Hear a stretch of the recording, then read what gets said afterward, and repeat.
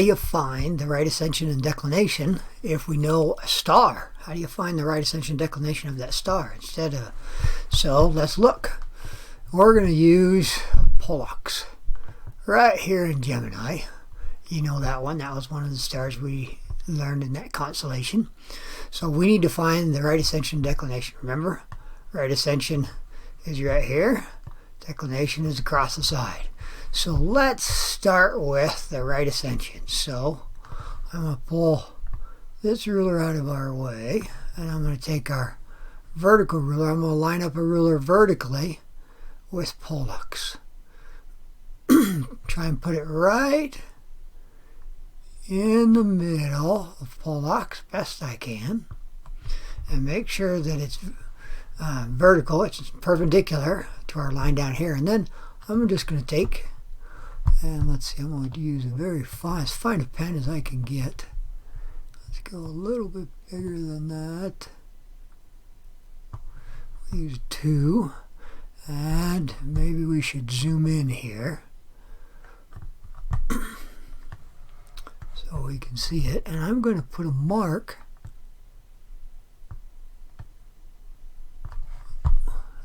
black right along that ruler. Looks like I might need a little bigger there. Ooh, that looks too big. Let's see.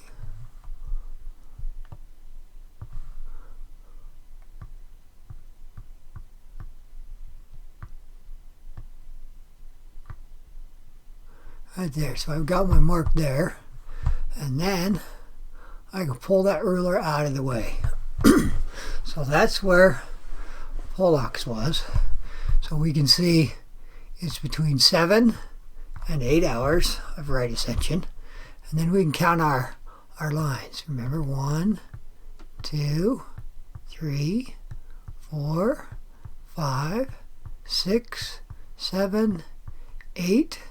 Looks like that's on 9, 10, 11, 12. So that's 9 lines, right? So if you remember, each one of these spaces was 5 minutes, right? So 9 times 5, that means it's 45 minutes. And we have the 7 hours. So the right ascension is 7 hours and 45 minutes because it lined up right exactly on that line.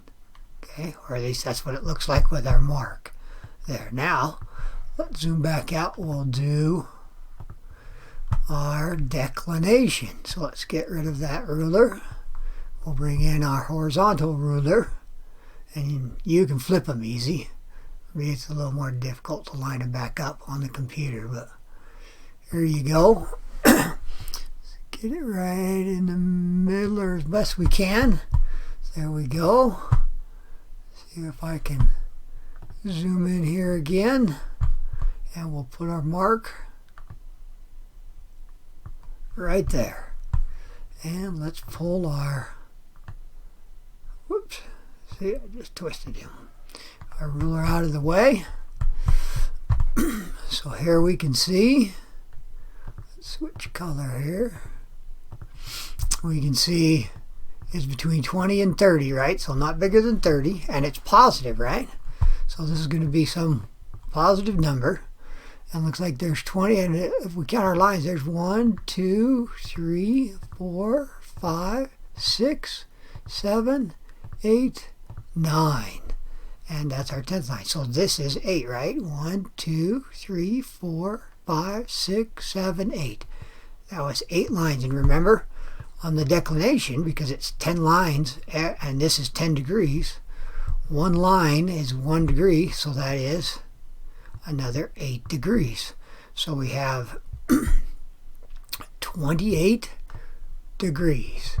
We have a positive 28 degrees. Okay, and since it lines up right on, it looks like it lines up right on that line, that's 0 minutes. So that means let's zoom back out. That means our right ascension was 7 hours, 45 minutes. And our declination is positive 28 degrees, 0 minutes. So that's how we would look it up right off of the chart. If we were given a star and needed to find its right ascension and declination.